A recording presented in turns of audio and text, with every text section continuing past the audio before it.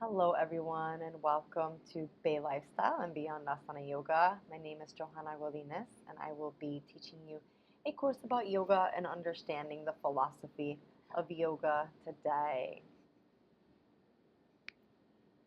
First of all, welcome to Beyond Asana Yoga Lifestyle. We focus on bringing the philosophy of yoga to individuals and professionals. Our main goal is that people start to apply the ancient philosophies of yoga, which help you elevate your state of mind by upgrading your habits, thought patterns, and your whole entire lifestyle, really, because yoga is more than just what happens on your mat.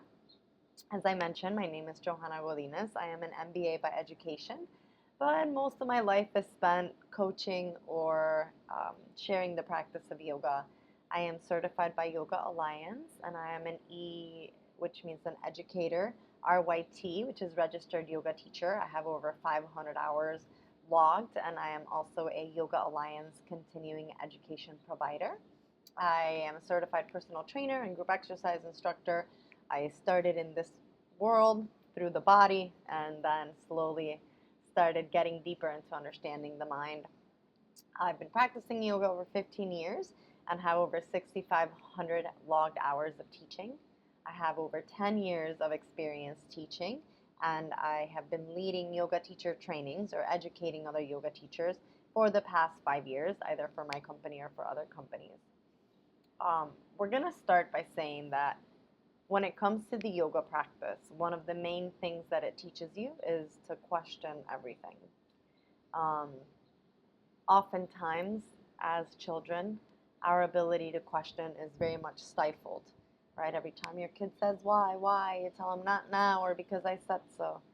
And honestly, questioning things is truly the beauty of this experience, and it's what allows us to remain flexible in our frame of mind. So even the things that I'm going to be talking to you today, if there's things that you don't agree with or that you are questioning, please write them down, because that's part of this course. You'll be receiving a half an hour with me, and I will happily answer any questions or have any discussions then. So yoga is a way of life. Today we're going to understand the difference between yoga and meditation, and we're going to introduce some breathing practices because all of it is really connected, as yoga is all of it encompassed into one. So for today, if you want to have a pen and paper ready, there will be various reflections happening during the course where I'll be asking you to take some time to just write things down and to ponder. You can take a few minutes, or if these questions really stir something inside of you, I would just pause it until tomorrow and really take some time. This course can bring some thoughts up that you may not have pondered before, and the idea is for you to be open to really thinking and reflecting on your life. So the first thing we're going to do is reflect on, what do you know about the practice of yoga? You can pause this and take your time to write it down.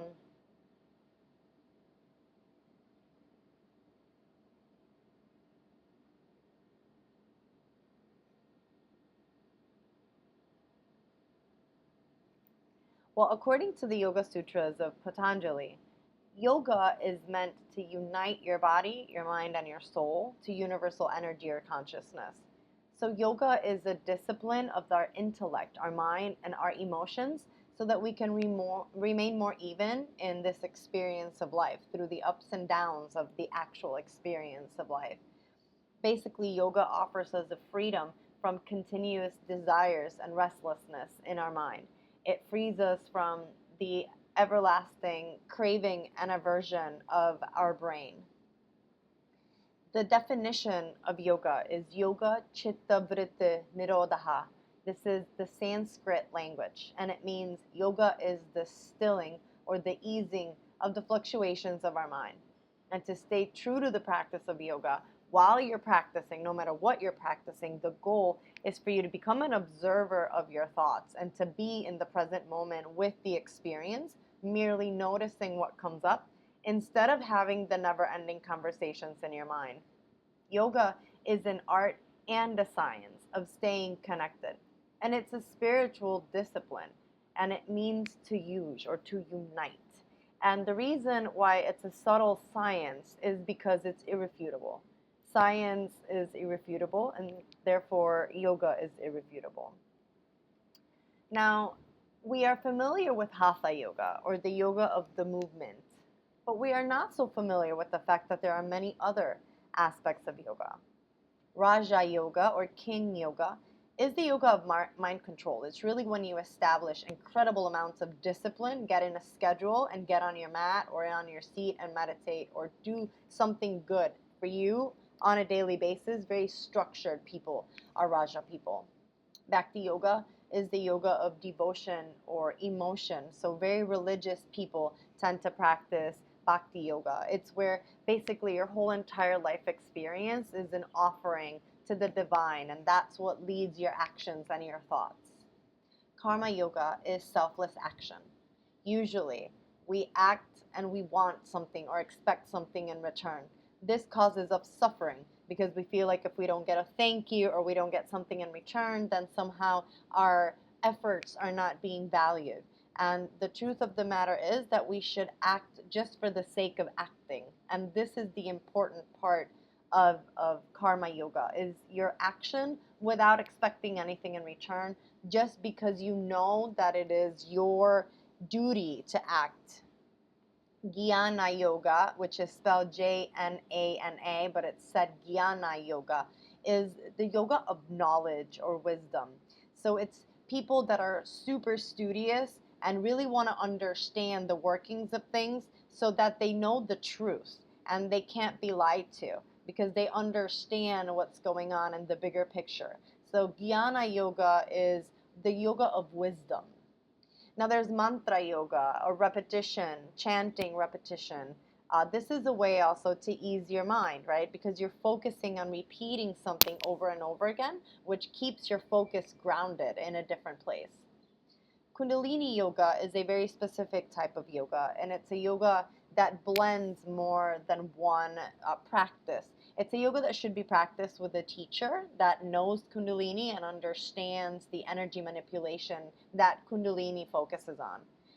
Kundalini is all about prana, and prana is your energy, your life force that moves through your body.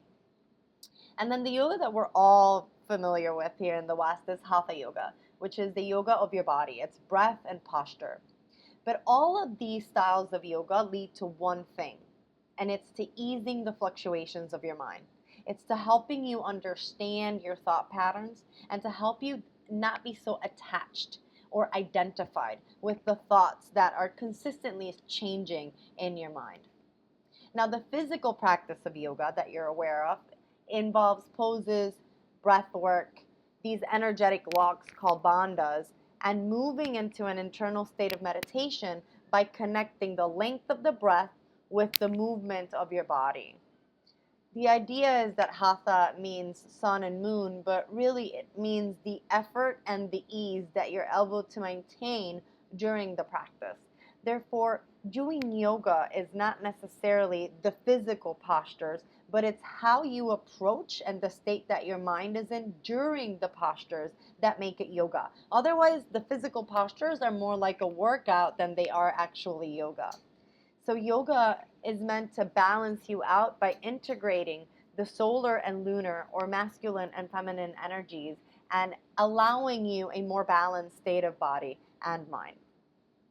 Now we're going to watch a short clip on Sadhguru and his explanation of yoga.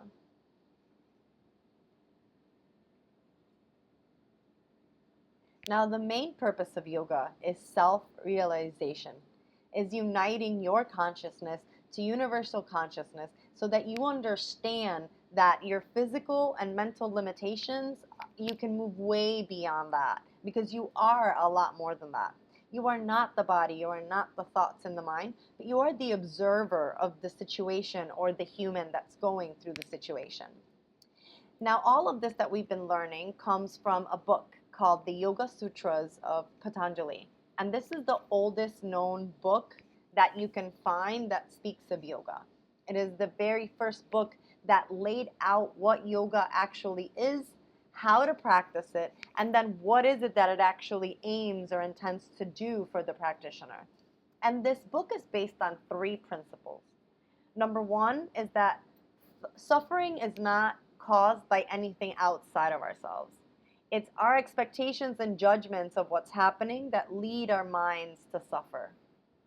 Unwavering peace is realized when we uncover our true identity, and that is that we are beyond this human form and the situations that this human is going through. We attain self-realization by understanding and mastering the state of our mind and the state of our thought patterns. And we do that through focus. Now, the Yoga Sutras, the main point is for you to help you understand that what happens to you isn't the problem. It's how you view it that causes suffering. And we shouldn't confuse ourselves with the experience that we're having, as we are not the experience and we are not the suffering. We are the observers of that experience. Now we're going to take another quick pause and we're going to reflect on the definition. Who are you? Who am I? Journal what comes to mind as you answer this question.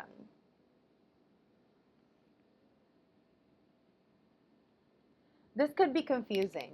We tend to put all these titles on ourselves. I am a woman. I am married. I am not a mother. I am a professional. I am a Hispanic. I am bilingual. And then you throw on top of that your religion, your color. Everything that you feel identifies you.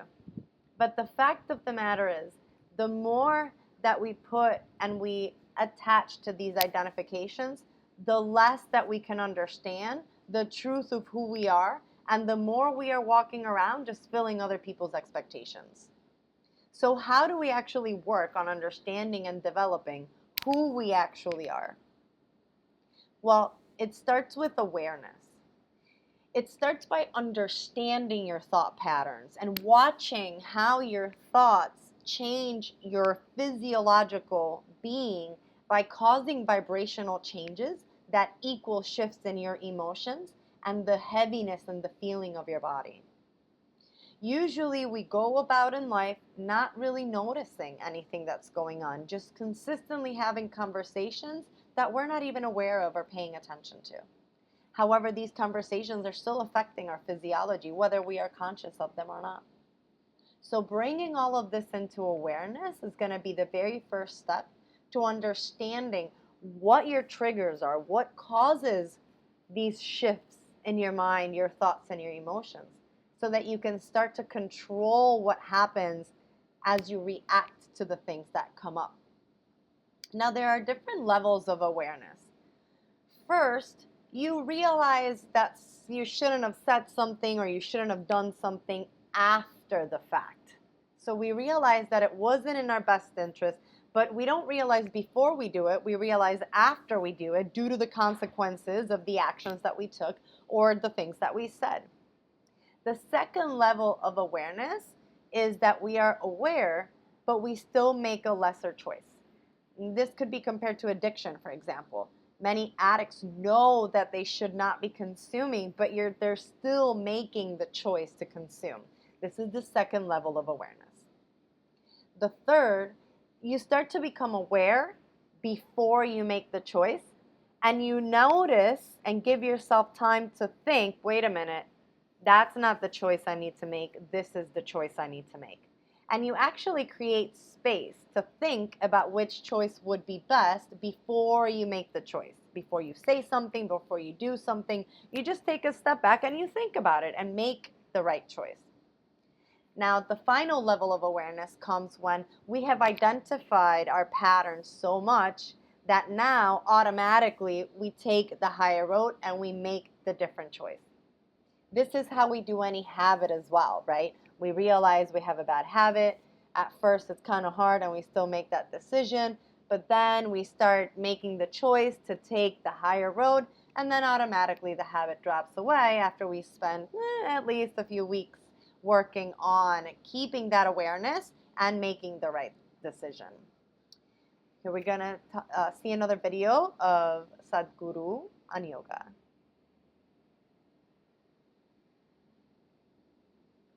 So now let's pause once again and take a second to reflect. What do you think Sadhguru meant by saying that part of what we aim is to transcend this human shell.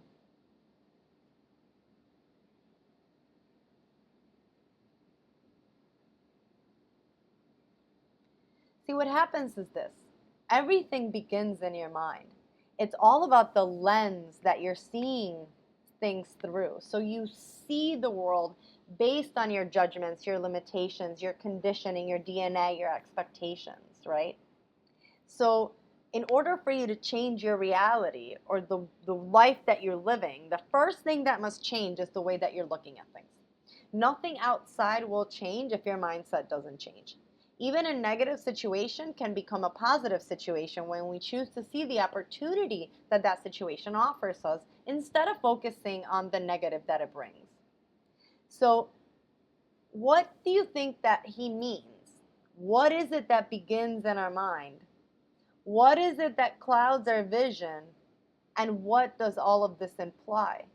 Because literally, then, if it begins in our mind, in order to see clearly, you must have clear vision.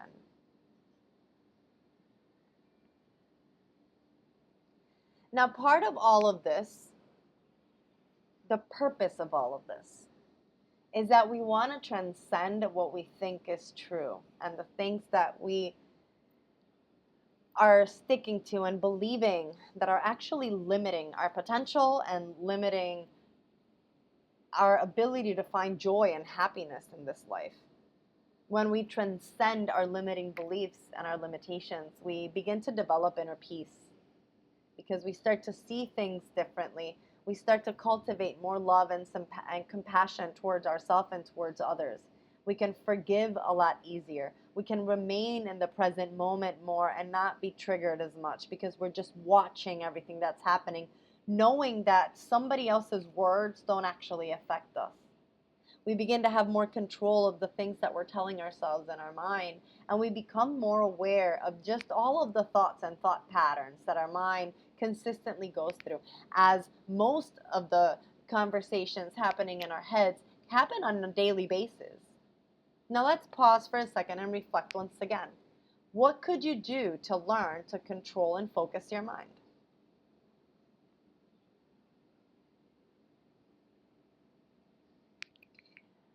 Oh, well, one great tool that we can use is our breath.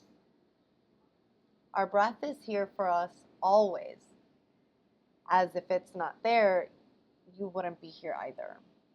So even though breath happens unconsciously, bringing a conscious aspect to the breath and making a purposeful inhale and exhale will help you start to find an anchor point of focus that will take you away from the conversation in your mind and into something that you want to focus on.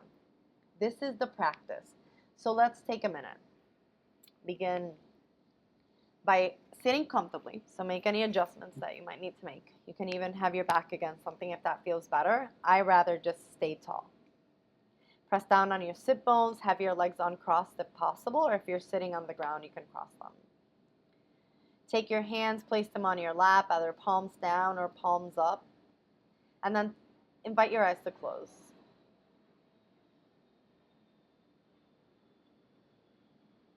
As your eyes close, bring awareness to your chest. With every inhale and every exhale, become aware of what happens inside of your torso and up into your chest.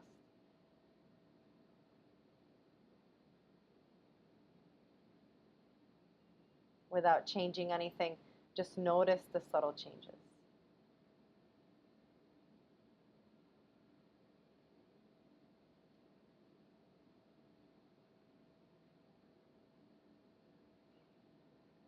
Now exhale all the air out, and then let's breathe in for 4. Inhale, 1, 2, 3, 4, and exhale, 4, 3, 2, 1. Inhale, 1, 2, 3, 4. Exhale, 4, 3, 2, 1. Continue like that, inhaling for 4,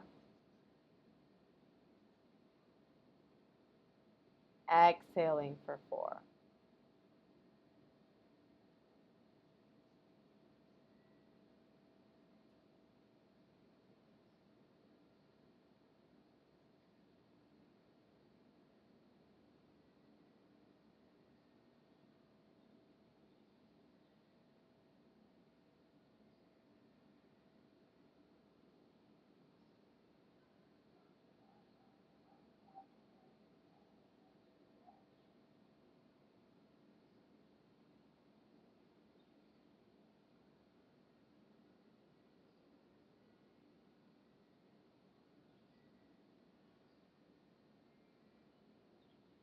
Notice how your body begins to relax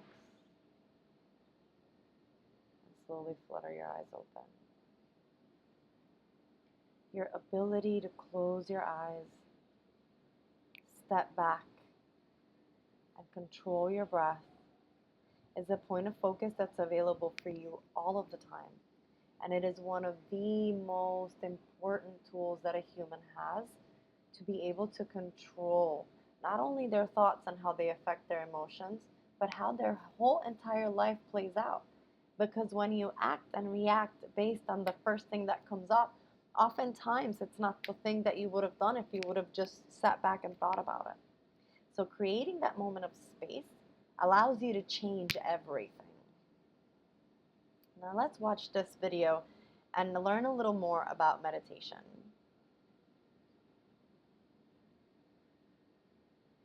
So the main purpose of the practice of meditation is to understand that although time passes and all things are temporary, the you that is the observer always remains.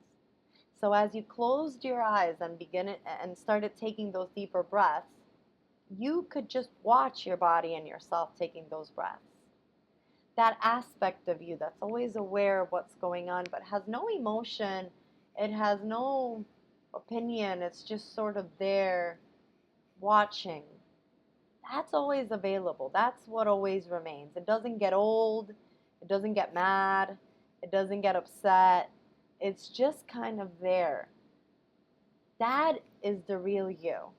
And that is what we connect to when we begin to settle away from our thoughts and just focus on our breath. As that voice of intuition speaks a lot softer than our thoughts do.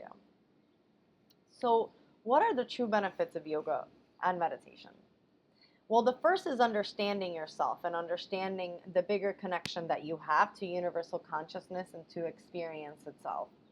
When you understand that, you begin to feel less attached to the situations that are happening in your life and the emotions that are being triggered by them, and you begin to become more controlled. But not only that, you just learn about yourself enough. So it's also easier to forgive and accept who you are and when you make mistakes, which is a huge part of growth in this human experience. Now, yoga and meditation are very easy to adapt because you don't actually need anything to do it except your body and your breath. So they're a great form of stress management because they can be employed whenever that you need them. Same thing about the emotional control and the mental focus. You can develop emotional control and you can develop that mental focus the more that you practice coming back to silence and coming back to the present moment. Mindfulness is just being able to be with what is, being mindful of what's happening without having to feel like it's happening to you. Just being an observer of the situations that are happening. It can help with addiction management, sleep, and pain. And the physical practice of yoga especially helps with heart conditions as it gets you moving and it gets your blood pumping, and the deeper breaths help oxygenate the body a lot better. All of these are benefits of the practice. So stress management, allowing you to focus with purpose, teaches you to be more aware of your mind and your body, and it helps you focus the mind, not just in your body, but it teaches you other techniques such as candle gazing or mindful meditation, which is just walking outside and being aware of each step that you take and just being with every step. So we want to use this as a stress management tool to improve our circulation.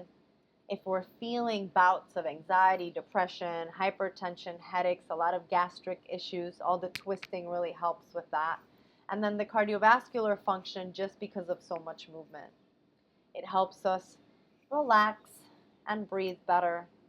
And ultimately, like the main purpose, right, is you learn to focus your mind, either through the physical practice or through meditation or through being mindful. You start to become less reactive to all of these fluctuations that are consistently happening in your mind. That awareness that you start gaining about the patterns and about how they're manifesting in your life and how they're affecting your choices help you stabilize your thoughts more, which then in turn help you become a more aligned and more balanced person all the way around. And this is all because yoga allows us to more purposefully direct our thoughts, which is what we need to manifest or create opportunities for ourselves. It helps gives us more clarity and stability because it helps us understand the thoughts that are actually real so that we're not reacting to the mental scenarios that are usually improbable, if not even impossible. It also offers an avenue for self-exploration because as you become more aware, you can start to notice the things that you're doing that are serving you, the ones that are not serving you, your own patterns, and how they're affecting your life. So really, in the end, yoga is all about connecting you to who you are so that you can learn more about yourself. And you can do this not just through the physical yoga practice, but through either a seated meditation, which is when you just sit and watch the thoughts as they come in and out. Breath awareness meditation, which is just watching your breath, maybe even controlling the breath, making it longer so that you can remain focused and attached and anchored to that breath. There's another type of meditation called metta, loving kindness, in which you actually foster gratitude and feelings of love while you're in meditation so that you can help elevate your mood and your vibration. If you're feeling very tense, a really amazing type of meditation is called body scan or progressive relaxation. You start at the tip of your toes and you slowly start to bring awareness and asking each part of your body to relax. The toes, the bottoms of the feet, the tops of the feet, the ankles, the calves, the shins, and you spend a few breaths in each part of your body as you watch it relax and building your way up. Another one, oh, I had breath awareness twice, but another one is mindfulness, which as we spoke about, is just kind of being in the present moment. So mindfulness can be just going for a hike or going for a swim and just really being in the moment as you're swimming, as you're hiking, as you're walking, as you're running. Any activity that you do where you're fully involved and in the activity is mindfulness. And then focus breath, which is where you're focusing on something, whether it's a thought, an object, it could be a candle, it could be a flower, it could be a thought that you're attempting to manifest. So, when I wanted to start speaking, I would watch myself on stage and I would visualize myself speaking in front of large crowds. I would even see what outfit I would wear. So if I ever got invited to speak, I knew I'd wear that outfit, right? So actually making it happen in more than one way. So it really helps with just more intentional thinking and more intentional living.